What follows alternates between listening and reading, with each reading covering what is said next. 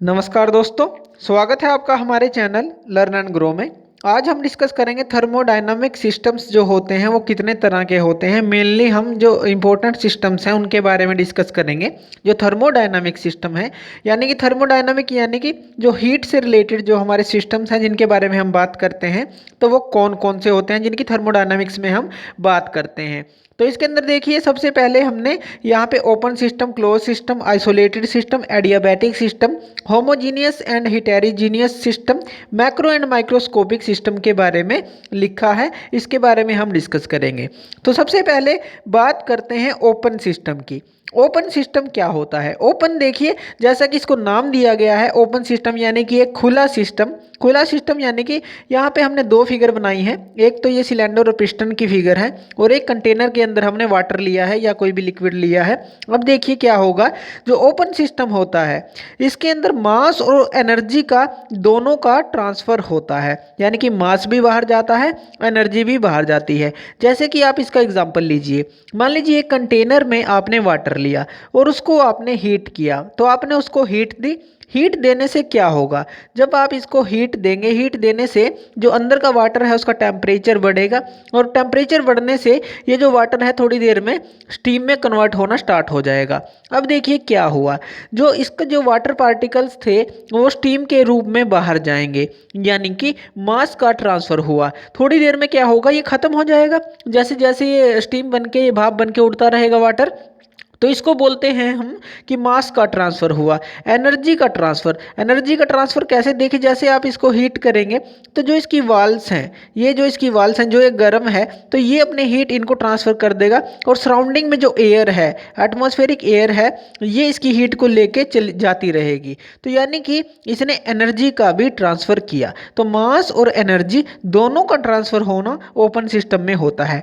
इसी तरह से आप सिलेंडर और पिस्टन का एग्जाम्पल ले सकते हैं। जैसे कि आपने क्या किया, आपने कोई गैस ली तो इसके अंदर ये गया और यहाँ से इसने इस पिस्टन को धकेला और फिर ये बाहर चला गया, यानी कि मास का ट्रांसफ़र हुआ, एनर्जी का ट्रांसफ़र हुआ, इसने इसको दी एनर्जी।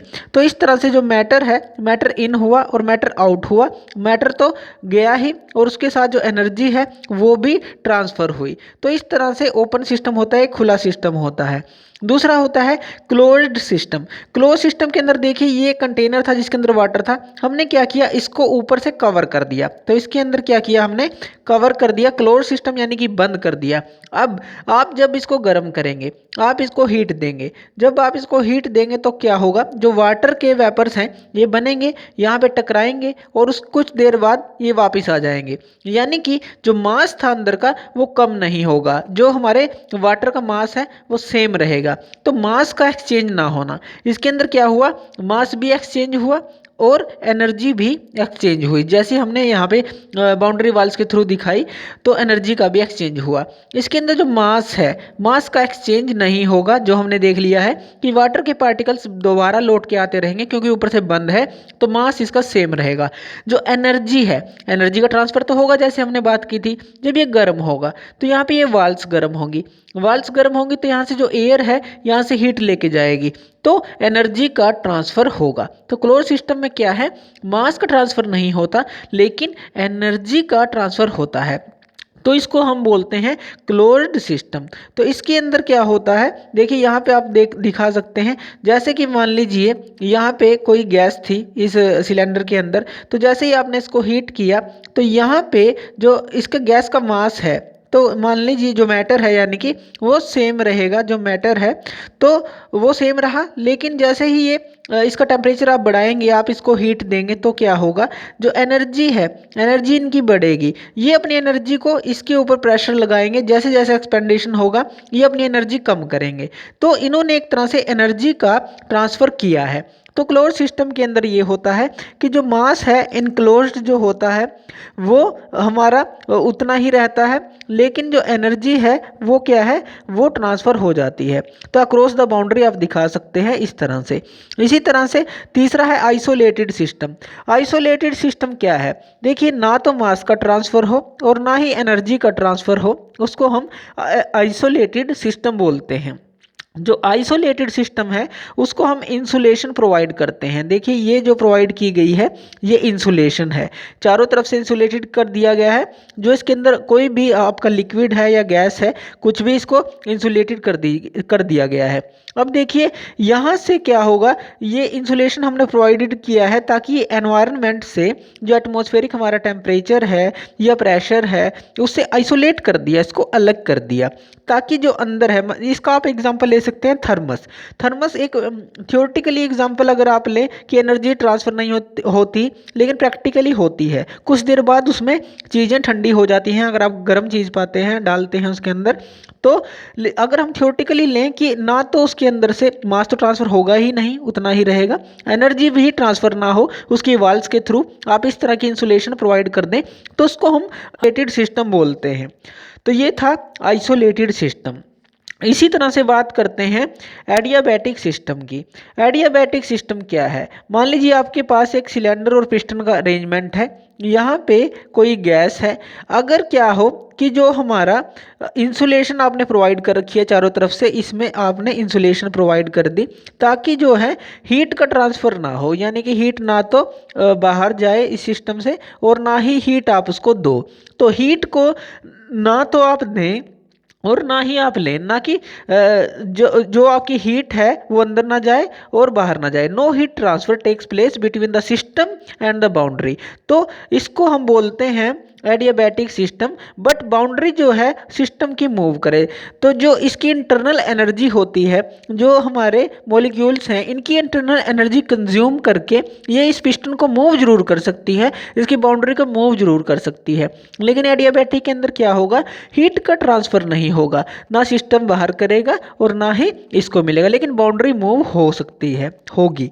और आगे आता है होमोजीनियस एंड हिटेरोजीनियस सिस्टम। अब देखिए होमो का मतलब होता है जो आपके सेम तरह के जो सिस्टम है, यानी कि एक ही फेस आप यूज़ करें, वन फेस आप यूज़ करें। वन फेस का मतलब किसी भी सिस्टम के अंदर, देखिए यहाँ पे है, मान लीजिए कोई भी चीज़ है अगर आप यूज़ कर रहे हैं, जैसे वन फेस का क्या मतलब है, जैसे आपने यूज़ कर लिया एयर प्लस वाटर वेपर, तो एक ही फेस है एयर और वाटर वेपर, दो वेपर के फेस में है, तो उसको आप बोलेंगे सिंगल जो आपने यूज़ किया है फेस, तो इसको आप बोलेंगे होमोजीनियस आपका सिस्टम है। लेकिन हिटेरोजीनियस में क्या होगा, हिटेरोजीनियस में आप more than one face use करेंगे, यानी कि एक से ज़्यादा फेस यूज़ करेंगे। कौन से फेस, इसका आप एग्जांपल ले सकते हैं, आपने वाटर का यूज़ कर लिया, वाटर का यूज़ कर लिया प्लस आपने स्टीम का यूज़ कर लिया। अब इसके अंदर देखिए वाटर लिक्विड है, स्टीम एक भाप है, तो वाटर प्लस स्टीम, आपने एक से ज़्यादा फेस का यूज़ कर लिया, उसको हिटेरोजीनियस सिस्टम बोलते हैं। तो ये अगर एक फेस का यूज़ करते हैं सेम फेस का, तो वो है आपका होमो, और हिटेरो यानी कि एक फेस से ज़्यादा का आप यूज़ करते हैं तो हिटेरोजीनियस सिस्टम है। उसके बाद बात करते हैं मैक्रो एंड माइक्रोस्कोपिक जो आपका सिस्टम है।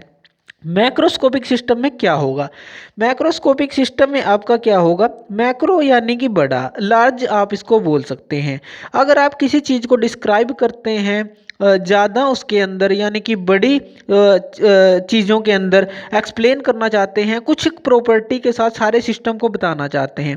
मान लीजिए आप आईसी इंजन का एग्जांपल ले लीजिए, आप आईसी इंजन को कैसे डिस्क्राइब करेंगे, तो आईसी इंजन को अगर आप फ्यू प्रॉपर्टी के द्वारा डिस्क्राइब करना चाहते हैं, यानी कि आईसी इंजन है उसकी जो टेम्परेचर है, प्रेशर है, वॉल्यूम है, वो कितना है, कितने पे काम करेगा, कितने पे कर सकता है, तो आईसी इंजन की ये मैक्रो लेवल की प्रॉपर्टी है कि कितना उसके अंदर जो वॉल्यूम है, कितने सीसी का है, आप ऐसे इंजन बता सकते हैं, ठीक है, ये मैक्रो प्रॉपर्टी है उसकी। या कितने टेम्परेचर उसके अंदर जनरेट होता है, या कितने प्रेशर पे वो काम करता है, तो मैक्रो प्रॉपर्टी आपने बड़ी बड़ी चीज़ें गिनवा दी कि आप उसको एक्सप्लेन कर सकते हैं। लेकिन माइक्रोस्कोपिक के अंदर क्या होगा, माइक्रोस्कोपिक के अंदर आप छोटे लेवल की बात करते हैं, माइक्रो लेवल की बात करते हैं, सूक्ष्म, माइक्रो मतलब कि छोटी छोटी चीज़ों की, यानी कि आईसी इंजन के अंदर जो आपका सिलेंडर है और पिस्टन है, जो आपने इसके अंदर एयर फ्यूल मिक्सचर यूज़ किया, उसकी वेलोसिटी क्या थी, कितने मॉलिक्यूल यूज़ किए, किस टाइप के थे, तो इस तरह की छोटी छोटी चीज़ें, गैस कंटेंट क्या क्या था, यानी एयर कितनी थी, जो आपकी कितने मॉलिक्यूल्स थे, कितना कंटेंट था एयर का, कितना फ्यूल का कंटेंट था। अगर आप माइक्रो लेवल पे जाते हैं, छोटे लेवल पे जाते हैं, तो उसको आप बोलते हैं माइक्रोस्कोपिक सिस्टम। मैक्रो में आप ऐसा बोल सकते हैं, जैसे आप लेथ मशीन का एग्जांपल ले लीजिए। तो लेथ मशीन के अंदर क्या है कि आपने बड़ा बड़ा बता दिया इसका बेड का साइज़ ये होगा और इसका जो रेवोल्यूशन इसके ये होंगे, या आपने बता दिया कि उसका जो हाइट है इतनी होगी या इतना वजन इतना होगा। तो क्या क्या काम कर सकते हैं, मैक्रो हैं। माइक्रोस्कोपिक में क्या जाएगा कि उसके अंदर जो गियर्स हैं उसके टीथ कितने हैं, कि कितने जो वेलोसिटी रेशो उसका कितना है, जो कितना कौन कौन से आप टूल उसके अंदर यूज़ कर सकते हैं माइक्रो लेवल के अंदर, यानी कि जो टूल है उसका वो किन कंपोनेंट्स का बना हुआ है। और ज़्यादा माइक्रो लेवल पे चले जाएं, कार्बन परसेंटेज कितना है, तो वो माइक्रोस्कोपिक प्रॉपर्टी हो जाती हैं। तो इस तरह से आप थर्मोडायनामिक सिस्टम्स को आप आसानी से एक्सप्लेन कर सकते हैं। तो थैंक यू वीडियो देखने के लिए। और ज़्यादा अपडेटेड वीडियोज़ के लिए आप हमारे चैनल लर्न एंड ग्रो पे हमें सब्सक्राइब कर सकते हैं। Thank you.